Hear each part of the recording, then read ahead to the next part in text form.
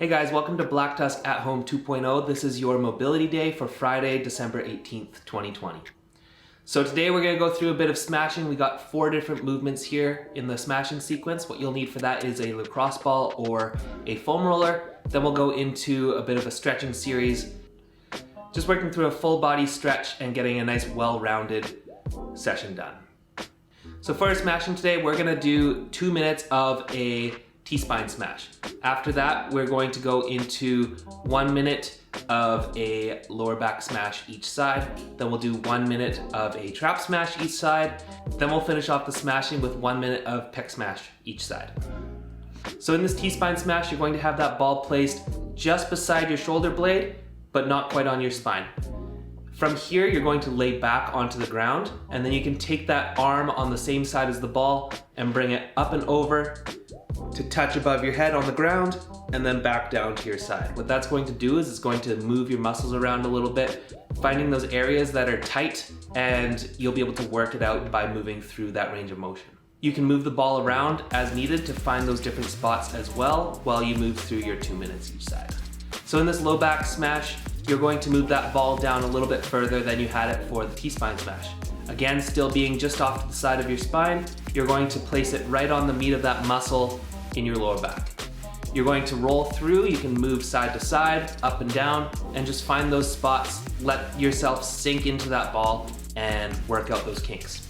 In the trap smash, you can find a doorway so that you have clearance for your head as you bend forward to get that ball right into the top of your shoulder. So you're gonna be leaning forward, pressing that ball in to your shoulder, and then you can just roll around finding those spots.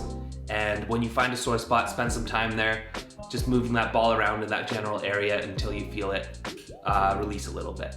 And then lastly, we got our pec smash. So you're gonna lay down face first on the floor, placing that ball right on the edge of your pec where it meets your shoulder.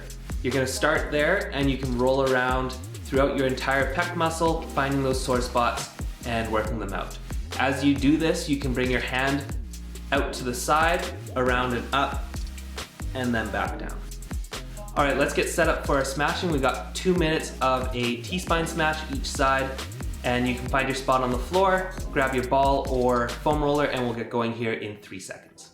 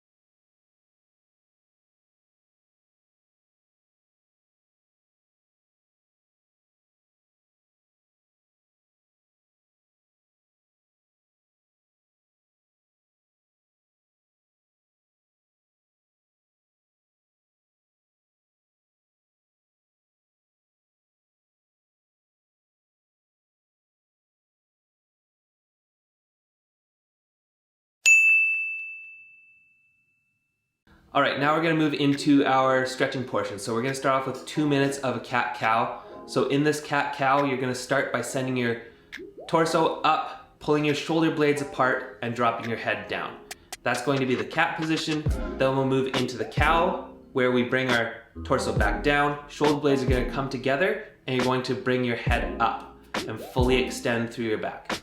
You're going to go back and forth between these two movements for 2 minutes, just spending a little bit of time slowly moving through to the top, holding there for a second, and then slowly moving back down to the bottom. Next, we'll go into a wall lat stretch. So you're going to place your elbow up on the wall and you're going to lean into it. Where you should be feeling this is through your lat, down underneath your armpit here, and you're just going to relax into it, pressing through into that wall for 1 minute each side. Next, we'll move on to our seated fire log stretch. We're gonna have 1 minute each side of this movement. You're going to place one foot on top of the other knee in a cross-legged position. From here, you're just going to lean forward over it as far as you can. If your mobility is not that great yet, you're just going to hang out where you can, letting that knee get pulled down by gravity. If this isn't causing much of a stretch for you, you can lean forward as much as you need to create a stretch. After that, we're going into 2 minutes of a squat hold with thoracic twists. So we want you to try to stay in that squat the entire time. Your legs are gonna burn a little bit as you do this, but hang out there, shut off the mind, and just try to stick it out for the 2 minutes. In this position, you're going to have one hand placed on the floor, and then you're going to open up, bring the other hand up behind you, holding for a second, and then coming back down, placing it back on the floor, and then going to the other side. Next, we have our seated hamstring stretch. You're going to be here for 2 minutes, so you can sit down on the floor, and with straight legs, you're going to bend forward, letting your back round and reaching towards your toes. Next, we have our elbow down lunge hold. So in this position, you're going to have a nice wide lunge. So front foot far forward, back foot is extended out the back. From here, you're going to bend forward, letting your shoulders and elbows come down towards the floor on the inside of your knee. You're going to hang out here, letting gravity pull yourself down to the ground. If you can't quite get your elbows to the ground, that's fine. Just hang out wherever you get to and hold it for 1 minute each side. After that, we have our eagle arm pose. So in this position, you're going to bring one arm up in front of you with your elbow bent at 90 degrees. And then with your other arm, you're going to sweep underneath and then bring your hands up together to lock in. All right, we're almost finished here, guys. So we got 2 minutes of a frog pose and then 2 minutes child pose. So in our frog pose, we're going to be starting on our hands and knees. You're going to widen your knees out as far as you can and let your hips drop towards the floor. I recommend having something for your knees in this position because hanging out on a harder floor or even a thin yoga mat is going to put a lot of stress on your knees for 2 minutes here. So I recommend having pillows or a thicker mat for your knees as you hang out here. And then lastly, we got our child's pose. So you're gonna bring your knees back together a little bit more, and then you're gonna be back on your hands and knees. So from here, you're going to send your hips back and let your shoulders come down to the ground, and you're going to feel this stretch through your shoulders. All right, let's get set up for our stretching. We got our cat-cow, which is going to be on our hands and knees for 2 minutes. So find your spot on the floor, and we'll get going here in 3 seconds.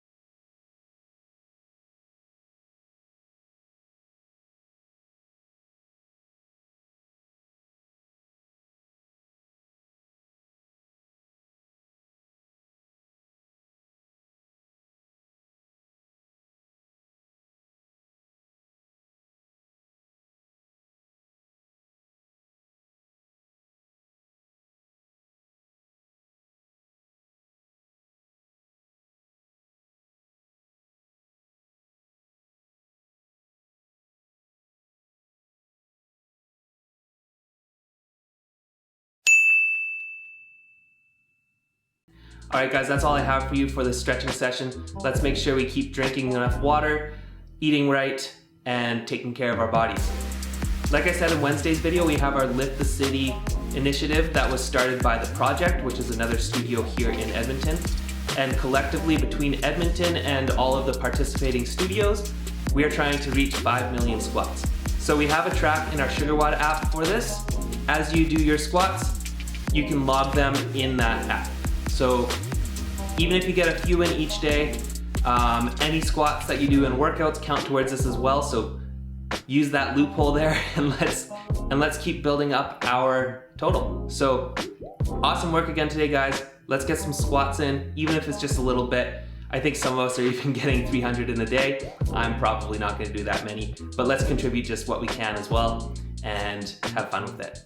So I'll see you guys again on Monday. Have a good weekend.